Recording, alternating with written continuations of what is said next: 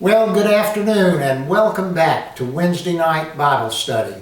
I am so glad to have you in my den, and I thank you for allowing me to come back to your den.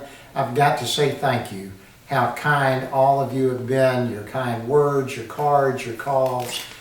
I don't know how to say anything else, but thank you. Tonight we're going to start on a study that's going to get us to Advent.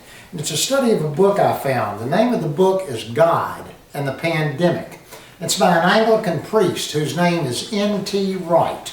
And as I've been reading this and studying it, I found it to be most interesting and appropriate for where we as Christians are as we continue our journey through this pandemic.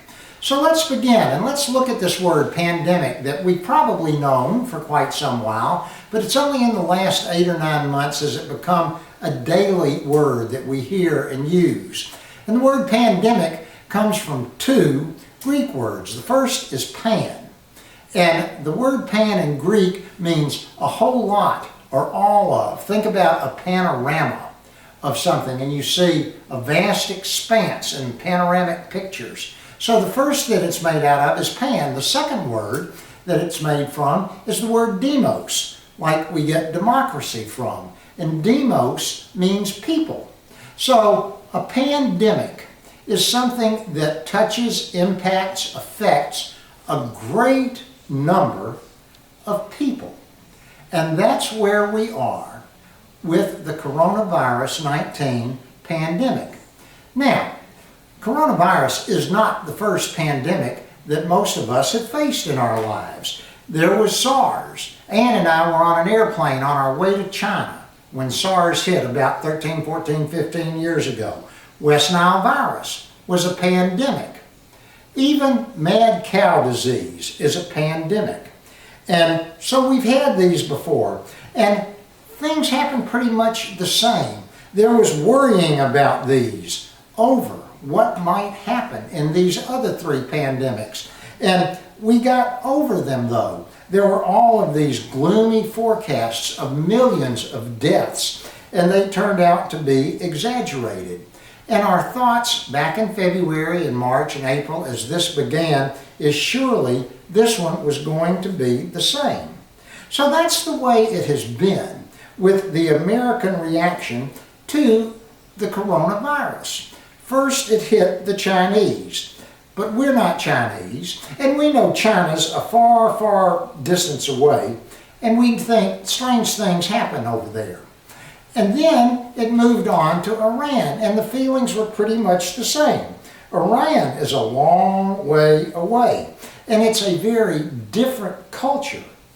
But then it moved a little closer, and it hit Italy. But we tried to justify not worrying too much about it because, well, you know, those Italian people are sociable and they're very touchy-feely. And, you know, it's probably just going to stay right there and we're going to be okay. But then it arrived in London, and just a few days later, it arrived in New York. And so we learned very quickly there was no place on this planet any longer that was safe from the pandemic coronavirus. So the question is, does anybody understand or know what's going on? Why is this happening? Is someone trying to tell us something? What are we supposed to do about it? And in most of the ancient world, and in many parts of our modern world today, major disasters, earthquakes, fires, floods, things of that nature are regularly associated with angry gods. Something has happened. Must be because someone has it in for you or for me. In the old pagan world, in Greece and in Rome, the assumption was that you hadn't offered up the right sacrifice, or perhaps the prayers that you made were not the correct prayers and hadn't done it the right way. So that was the pagan way of looking at it. But there were higher levels of looking at it too from the philosophers of the time.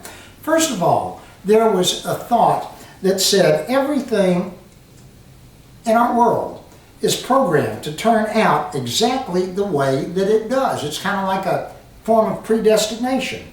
You can't change it. You just learn to fit yourself into it. But then there's a second way of looking at it that's totally different, and that's that everything that happens is random. There is no plan, there is no forethought, but you still can't do anything about it. The trick is, make yourself as comfortable as you possibly can and ride it out. The third way of looking at it comes from an old friend, if you know anything about philosophy, and that's Plato.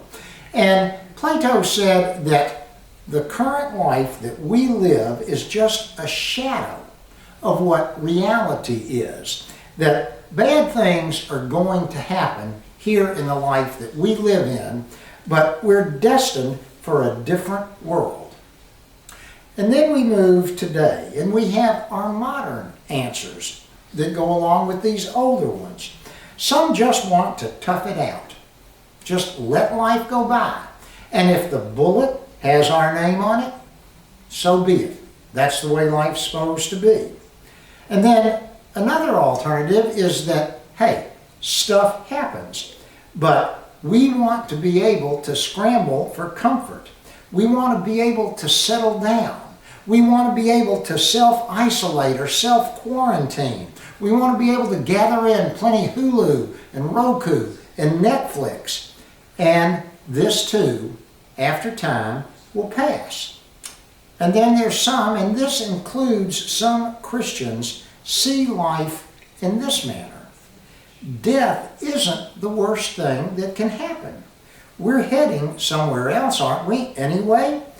And all right, if that's the case, then let's be sensible about this pandemic. But in being sensible, please don't shut down the churches. Some people say, please don't shut down the restaurants.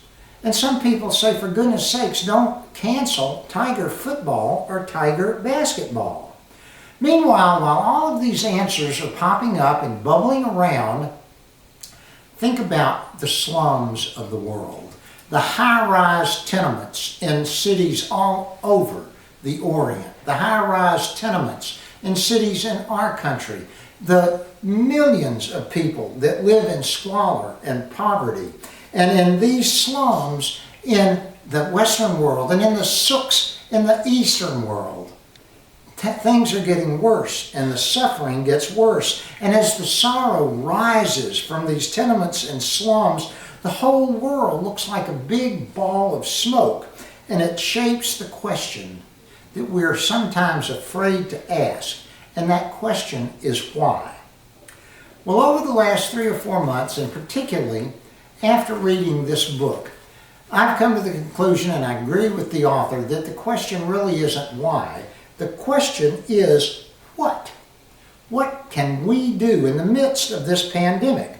In the UK, the government asked for volunteers to help the National Health Service with all of the extra non-specialist tasks, and 500,000 people signed up almost simultaneously.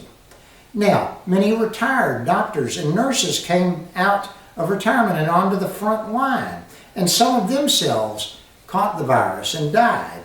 But there's an important aspect to this idea of service. They are doing exactly what the early Christians did in times of the plague. In the first few centuries after Christ, when serious sickness would strike a town or a city, the well-to-do, they would head for the hills. They would vacate that place, but the Christians would stay, and they would nurse those who were ill, and sometimes they became sick, and they died. And the people there were amazed at that. What was that all about? They'd never seen it. Oh, said the Christians, we are followers of this man, Jesus. He put his life on the line to save us, and that's what we do as well. Nobody had ever thought of doing things in that manner before. And it's no wonder the gospel spread, even though the Romans were bound and determined to stamp it out. The fascinating thing about all of this is that much of the world has picked up on this idea. Much of what we take for granted in the 21st century as far as social attitudes go now was Christian innovation. The ancient pagans surely didn't do it like that. Medicine cost money. Education cost money. And the poor were poor, or so people thought and assumed, because they were either lazy or they were unlucky. And the pagans surely knew that it was not society's job to look after them. But the Christians disagreed with that concept. They picked up their rule of life from the Jews, and of course they had gotten it through Jesus. The Jews had those texts, those scriptures, which kept on circling back to the idea that there was only one God, and that one God had a special concern for who? You remember who that God was concerned about? He was concerned for the poor, and the lame, and the outcast, and the slaves. And those communities, by and large, practice a kind of extended communal family. So the early Jesus followers got a hold of that, and they grabbed into it. And as their family, their community increased, and the diversity of that community increased, the story just kept growing and growing. And then, to make a long story short, the modern world, the world we live in, unfortunately, has borrowed bits of it: medicine, education, social care, and it thinks that it has discovered all of this all alone, with no help from early religion. And that is not true. Christianity was behind all of that, and we have to do something about it. So, faced with the spread of coronavirus, many people in churches have reached for Christian answers. And the world is full of conspiracy theories. Some in America think it's all China's fault. Some in China have said that it's all America's fault. And then there are specifically and supposedly Christian conspiracy theories. Some people think they know exactly what's gone wrong and what God is trying to say through it all. Some are saying eagerly that this is a sign of the end. The end times industry has been massive in America over the last couple of generations. The late great Planet Earth by Hal Lindsey, the Left Behind series by Timothy LaHaye. They construct a horror movie scenario out of bits and pieces of the Bible, strung together with just a string of fundamentalism and piety. And now the coronavirus is hailed as the sign that says it's all about to happen. But then there's another answer that some Christians are buying into, that this is a moment of opportunity. Now that everybody is thinking about death and illness, and not thinking about what kind of latte they're going to get when they go to Starbucks, perhaps there will be a massive turning to God. Perhaps we can use this moment to tell our friends about Jesus and how he can take us all back to heaven. Perhaps this time they will listen to everybody. And then others quote the Old Testament prophets like Amos. Amos put it best when he said, "Does disaster befall a city unless the Lord has done it?" Famine, blight, pestilence, all of them were meant to lead God's people to repent of their evil ways. But it didn't work. So now even worse things will happen. So we begin this series tonight with this as background. Next week, we're going to start looking for a correct answer to this question: what is the proper Christian response to COVID-19? Again, I give you the name of this book, God in the Pandemic. Like I said, you can get it from Amazon. It's only $11. Folks, I think you would enjoy it. It is so good to be back with you. I look forward to being with you on Sunday morning. Thank you for your prayers once again, and I want to thank George and Mark and Lane and Kathy for all that they did the 2 Sundays that I was gone.